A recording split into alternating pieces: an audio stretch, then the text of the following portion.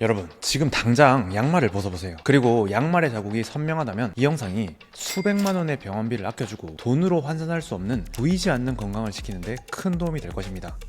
양말이 좀 작나? 혈액순환이 잘 안 되나? 원래 밤이면 발이 붓는 거 아닌가? 오늘 좀 짜게 먹어서 그런 거 아닌가? 이렇게 단순히 넘길 문제가 아닙니다. 이건 다리 안에 물이 고이기 시작한 거예요. 그리고 한 번 고인 물은 혈관을 계속 압박해서 혈액의 흐름을 막고 점점 더 다리를 붓게 만들 겁니다. 그리고 이건 그저 종아리를 마사지한다고, 압박 스타킹을 신는다고 해결될 만한 단순한 문제는 아니라는 거죠. 제2의 심장이라 불리는 발과 종아리를 움직여야 하고, 그리고 99%는 모르는 제3의 심장까지 작동해야만 늘 무겁게 느껴지는 다리를 가볍게 만들 수 있는 것이죠. 진화력 그 10번째 이야기, 붓기 시작해보겠습니다. 우선 발이 붓는 정확한 원인을 알아야만 올바른 해결책과 틀린 해결책이 뭔지 구분하실 수 있을 거예요. 발에 물이 찼다고 이뇨제를 먹는 사람도 있더라고요. 그럼 발이 붓는 건 뭐죠? 우리가 풍선처럼 공기를 이렇게 불어 넣어서 부푸는 건 아닐 거고, 물풍선처럼 물을 집어 넣으니까 빵빵하게 부푸는 거겠죠. 뚱뚱 부은 발이고요. 이제 우리 발에는 이렇게 혈관이 이렇게 지나가겠죠. 심장의 펌프질을 해서 이렇게 쭉 내려왔다가, 원래는 뭐 발과 종아리 근육이 이렇게 막 펌프질을 하니까 다시 위로 쭉 이렇게 올라갈 수 있단 말이에요. 근데 이제 문제는 발하고 종아리가 약해지기 시작하면 위로 올라가는 양이 줄어들게 되겠죠. 그럼 이렇게 혈관 밖으로 이렇게 좀 새어 나오는 양들이 많아지게 돼요. 근데 원래는 여기에 림프관이라고 해서 림프관이 이걸 또 위로 올려주는 역할을 하거든요. 근데 이 혈액들이 너무 많이 쌓이다 보니까 림프관도 못 밀어내고 혈액도 못 밀어내고 하면서 이 밖에 물이 너무 많이 쌓이는 거예요. 물이 많이 쌓이니까 발이 점점 붓게 되고, 붓다 못해 피부가 띵띵 부어가지고 뭔가 피부가 두꺼워진다는 느낌까지 난단 말이에요. 발이 붓는 초기이신 분들은 발에 이렇게 체액이 쌓여도 이렇게 림프가 위로 올려주니까 좀 다리를 높은 곳에 올려두거나 아니면 뭐 자고 일어나면은 붓기가 싹 빠져요. 근데 여기에 내가 처리할 수 있는 양보다 뭐가 많이 쌓여. 그럼 더 이상 자고 일어나도 붓기가 빠지지 않죠? 그럼 그게 누적되다 보면 여기 이제 물이 만약에 엄청 많이 쌓인다고 생각해 보세요. 혈관 벽을 압박하기 시작할 거예요. 그러면 안 그래도 얘네들은 힘이 없어가지고 못 올라가는데 뭔가 순환을 딱 막아버리니까 더더더더 순환이 안 되고, 그럼 물이 더더더더 많이 쌓이고 하면서 이 악순환의 사이클을 돌게 되면서 발은 점점 붓게 되는 겁니다. 그래서 이 악순환의 사이클을 빨리 끊어내야 돼요, 지금. 그리고 이 순환 시스템에 문제가 생긴 것을 깨닫지 못하고 단순히 부었다에 초점을 맞추니 이상한 해결책이 등장하기 시작하는 겁니다. 첫 번째 잘못된 해결책입니다. 물을 안 먹는 거. 뭔가 붓기가 물 때문에 생긴다고 생각하니 수분 섭취를 줄이는 분들이 있습니다. 사실은 반대로 해야 됩니다. 체내 수분량이 줄어들면 림프액을 더 걸쭉하게 만들어서 림프의 순환 흐름이 느려집니다. 그래서 수분을 하루에 한 2리터 정도를 마시는 것을 목표로 하셔야 합니다. 우리가 이제 두 번째 잘못된 해결책은 이뇨제를 먹는 건데, 뭔가 이 발에 붓기가 생기니까 소변으로 물을 빼내야겠다라고 생각하는 거죠. 근데 이 이뇨제의 원리는 이 혈관 속에 있는 물을 이제 배출하는 거거든요. 근데 우리는 지금 여기에 물이 있단 말이야. 이거를 배출해야 되는데 이거는 림프로 쌓아올릴 수밖에 없어요. 그래서 그런 식의 접근은 안 된다. 그래서 이뇨제가 아주 약간의 효과가 있는 것처럼 느껴지지만 오히려 탈수 증상을 일으켜 결국엔 더 악화시킬 가능성이 큽니다. 세 번째는 뭐 잘못되었다까지는 아니지만 생각보다 효과가 미미한 거, 바로 마사지입니다. 마사지를 하고 나면 좀 시원하고 순간 붓기가 빠지죠. 강제로 순환을 만드는 거니까요. 그런데 결국 내가 일상생활에서 펌프질을 할 수 있는 능력 자체를 다시 만들어 놓지 않으면 당연히 다시 또 붓겠죠. 근본 해결책은 아니라는 거죠. 정상 펌프가 작동하는 사람은 수시간 앉아 있어서 림프 순환이 되지 않더라도 일어나서 걷는 즉시 펌프가 작동하면서 림프 순환 시스템이 움직이기 시작하거든요. 그래서 마사지 같은 게 필요가 없습니다. 자, 우선 해결책을 알아보기 전에 붓기 테스트를 간단히 진행해 보겠습니다. 발등을 엄지와 검지 두 손가락으로 집어 올려 보세요. 가죽이 쉽게 들어 올려진다면 아직 림프 시스템이 잘 작동하고 있다는 거고, 피부를 전혀 들어 올릴 수 없다면 앞으로 알려드릴 5가지 생활 습관 개선 방법과 2가지 운동 처방까지 꼭 챙기셔야 합니다. 두 번째 테스트는 정강이 앞을 15초간 세게 누르는 겁니다. 정상은 바로 돌아옵니다. 자국이 사라지는데 한 10초 정도 걸린다면 림프 시스템이 고장나고 있다는 초기 신호이며 1분 이상 걸린다면 고장이 났다는 겁니다. 이걸 지표로 앞으로 제가 소개해드리는 방법과 운동을 했을 때 하루하루 얼마나 나아지는지 체크해보시면 좋습니다. 자, 해결책 첫 번째, 가공식품 줄이기. 붓기가 생기면 사람들은 이런 생각을 하죠. 영양제 뭐 먹어야 하지? 뭔가 더 먹을 생각을 합니다. 순서가 잘못됐습니다. 내 몸을 붓게 만드는 음식을 줄이는 게 먼저입니다. 가공식품에는 엄청난 나트륨과 설탕이 숨겨져 있습니다. 설탕은 정말 모든 부종의 근본적인 원인입니다. 또한 나트륨은 그 부종을 폭증해주는 역할을 하는 겁니다. 이런 애들이 몸을 붓게 만드는 원인이기에 좋은 영양제를 찾기 전에 안 좋은 음식을 줄여 나가셔야 합니다. 한 일주일만 배달 음식을 딱 끊어보세요. 다리에 감각이 달라질 겁니다. 장담할게요. 그리고 그 끄는 배달 음식비로 차라리 시스템. 두 번째, 술.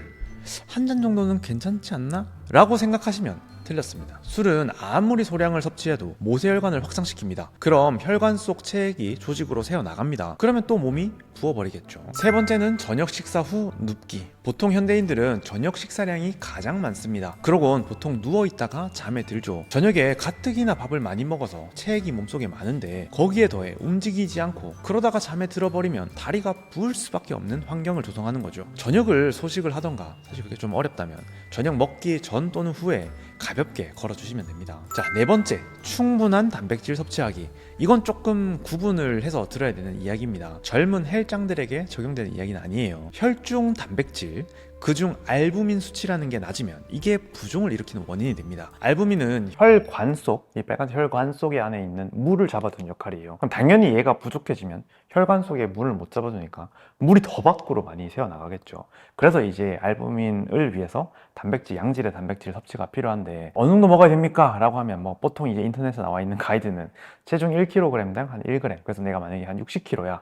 그럼 최소 60g 정도를 먹어야 되고 어느 정도 감이 안 오죠. 그래서 어떻게 먹으면 되냐면 하루에 내가 3끼를 먹으면 최소 2끼에 각 한 끼마다 주먹 하나 정도의 단백질을 먹어야 된다. 단백질이 뭐냐? 고기, 생선, 뭐 달걀 이런 것들을 주먹 하나 정도는 먹어야 된다. 다섯 번째, 영양제. 위의 네 가지를 잘 실천한다는 가정 하에 도움이 될 만한 건 칼슘, 마그네슘, 비타민 B1 정도의 영양제가 있겠습니다. 다시 한번 말하지만 위에 네 가지가 한 99% 비중으로 중요하고 나머지 1% 비중으로 영양제가 중요합니다. 이렇게가 부종을 해결하기 위한 생활 습관 개선이 첫 번째 스텝이고, 이제는 이 영상의 핵심인 부종에서 완전히 벗어날 수 있는 제2, 제3의 펌프 시스템을 작동하는 방법을 알아보도록 하겠습니다. 장담하는데 아마 처음 들어보는 내용일 거예요. 그런데 방금까지 설명드린 건 정확하게는 림프 부종과 약간의 정맥성 붓기를 섞어서 설명드린 겁니다. 근데 이 경우 말고 혹시 제가 앞으로 말할 증상을 보인다면 이 영상을 바로 끄고 병원에 가셔야 됩니다. 갑자기 몇 시간 안에 다리가 확 붓는 경우, 다리가 붓는데 이 숨쉬기까지 힘들어지는 경우, 다리가 붓는데 갑자기 체중이 한 2kg 안팎으로 늘거나 소변에 거품이 많이 생기는 경우, 이 경우가 아니라면 대부분 림프 부종일 것이기 때문에 영상 좋아요 한번 눌러주시고 계속 봐주시면 됩니다.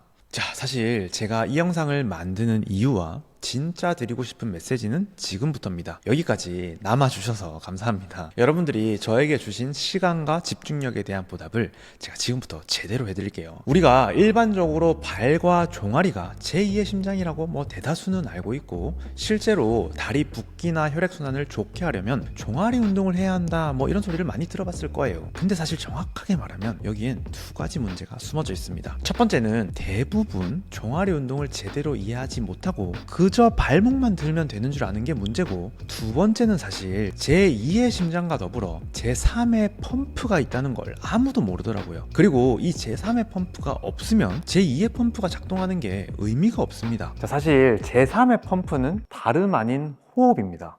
한번 생각해 보세요. 이 발에서 종아리가 제2의 펌프, 얘네들이 퍼올린 그 체액을 어디서 회수가 되냐면 이렇게 타고 들어와서 여기서 회수돼요. 이 목 쇄골 부근에서 회수가 된단 말이에요.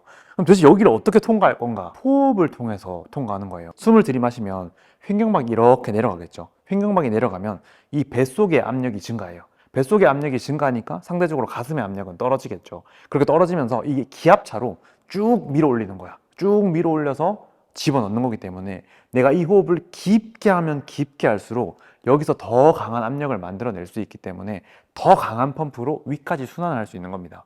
그래서 호흡이 얕아지면은 내가 아무리 종아리 운동을 많이 해서 여기서 뭔가를 해봤자 어차피 여기까지 올라온 게 다시 위로 올라가기가 힘들어져요. 그렇기 때문에 깊은 호흡이 필요하다. 그래서 제가 이 진화력 시리즈에서 주구장창 강조하는 호흡이 또 중요한 겁니다. 우선 다리의 순환을 위해서 의자에 다리를 올리고 눕습니다. 공이나 베개를 무릎 사이에 끼워주고 발 뒤꿈치로 살짝 의자를 눌러서 뒷허벅지에 힘이 들어가는 걸 느껴보세요.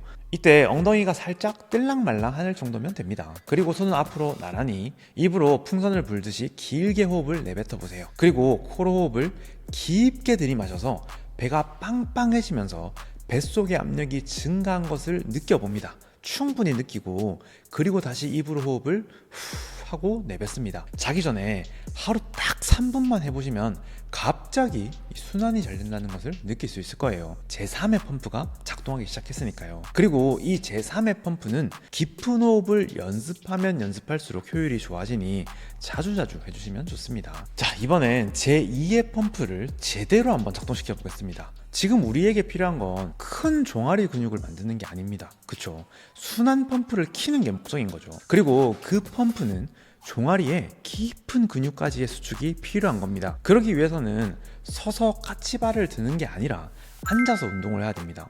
왜냐면 아직 서서 깊은 근육을 수축시킬 정도의 힘이 없으니까요. 이런 밴드나 수건을 가져와서 발등에 걸어줍니다. 그리고 발을 앞으로 밀어서 발등이 펴지도록 밴드를 밀어냅니다. 이때 우리의 목표는 종아리 근육의 최대 수축입니다. 그렇기에 밴드가 너무 강하다면 적당하게 조절해 주시면 됩니다. 이걸 30번씩 3세트 반복합니다. 그리고 난 다음 이게 쉬워진다면 서서 스텝박스나 책 위에 올라가면 됩니다. 그리고 이런 작은 공이나 요가 블럭을 발 사이에 끼워줍니다. 그리고 공을 떨어뜨리지 않게 안쪽으로 살짝 힘을 주면서 천천히 위로 올라가면 됩니다. 공이 없다면 양발을 붙이고 하셔도 됩니다. 이러면 발목 안쪽에 있는 근육까지 모두 사용이 가능하기에 종아리 펌프가 최대로 작동하기 시작합니다. 30번씩 3세트 해주세요. 그리고 마지막으로는 낮은 스텝박스나 책을 준비합니다. 그리고 이번엔 손의 도움을 받지 않고 오로지 발과 발목의 힘으로만, 그리고 스스로 균형을 잡으면서 올라갔다가 내려옵니다. 이 동작은 발목의 안정성과 더불어 잠들어 있던 종아리 근육을 모두 깨워주는 엄청나게 좋은 운동입니다. 그리고 사실 이 운동은 종아리 펌프를 켰는데 핵심적인 운동이고, 사실은 제가 만든 시즈탱크와 함께 제공되는 뿌리부터 강의의 첫 번째 운동으로 소개되는 내용입니다. 사실 당연하게도 제2의 펌프가 종아리인 건 맞지만, 당연하게도 종아리 위에 있는 다리 근육과 아래에 있는 발도 중요하겠죠. 그래서 사실 제2의 펌프를 온전히 완성시키려면 발에서 시작해서 골반까지의 통합적인 연결을 만들 수 있어야 합니다. 그런데 현대인들은 앞코가 뾰족하고 푹신한 운동화 때문에 발이 움직일 기회를 점점 잃고 있습니다. 그래서 아무리 종아리 운동을 하더라도 발이 제대로 작동이 안 되니 하체 펌프가 제대로 작동할 수가 없는 거죠. 그래서 전 그런 문제를 착안해서 발과 닮은, 그리고 원래의 발을 회복할 수 있는 시즈탱크라는 신발을 만들었습니다. 당연히 이 시즈탱크를 구매하기만 한다고 마법같이 달라지는 게 없다는 걸 저도 잘 압니다. 헬스장을 등록한다고 해서 바로 건강해지지 않는 것처럼요. 운동을 해야만 건강해지는 거죠. 그래서 저는 시즈탱크라는 상품을 만들 때 어떻게 하면 정말 구독자님들 몸에 건강을 되찾아줄 수 있을까를 고민하다가 이 뿌리부터라는 강의를 함께 제작했습니다. 이 신발을 신고 어떻게 움직이고, 어떻게 발과 발목을 연결시키고, 발과 종아리를 연결시키고, 발과 골반을 연결시키는지 알아야지만 진정한 건강이 선물된다는 것을 알고 있었기 때문이죠. 그리고 저의 그런 진심이 통했는지 시즈탱크는 리뷰만 약 400개가 달렸고 평점이 5점 만점에 4.89점입니다. 진정한 변화는 구매가 아니라 구매 이후 행동에서 일어나는 겁니다. 시즈탱크는 여러분의 변화를 돕기 위해 그 행동까지 책임지고 있습니다. 관심 있으신 분들은 고정 댓글 참고해주세요. 오늘은 붓기, 이 림프 시스템에 대해서 한번 알아봤습니다. 사실 제 채널에 달리는 부정적인 댓글 중 하나는 왜 이렇게 공포 마케팅을 하냐? 그런 거 모르고 살아도 지장 없다. 사실 저는 이게 공포 마케팅이라고 생각하지 않습니다. 저는 그저 가장 훌륭한 치료는 뭐 어떤 좋은 약이나 수술이 아닌 예방이라고 생각하는 사람입니다. 그리고 제가 이런 영상을 만드는 이유는 여러분들이 이런 걸 늦게 발견해서 수백만 원의 병원비를 날리고 가장 소중한 자산인 건강을 잃지 않았으면 하는 마음에 만드는 만드는 것입니다. 이 영상이 내 건강을 악화시키는 문제에 대한 그 관심의 시발점이 되었으면 해서 말이죠. 다시 한번 강조하지만 가장 좋은 치료는 예방이고 가장 효과가 좋다고 검증된 장수약은 운동입니다. 저는 오늘도 여러분들이 조금이라도 여러분들의 소중한 몸에 관심을 가지는 하루를 보냈으면 하고 이번 영상을 제작한 어썸블리스였고요. 오늘과 같은 보이지 않은 우리 몸의 숨은 건강 이야기를 계속 듣고 싶은 분들은 구독으로 다음 영상에서 만나도록 하겠습니다. 오늘도 긴 영상 시청해주셔서 감사합니다.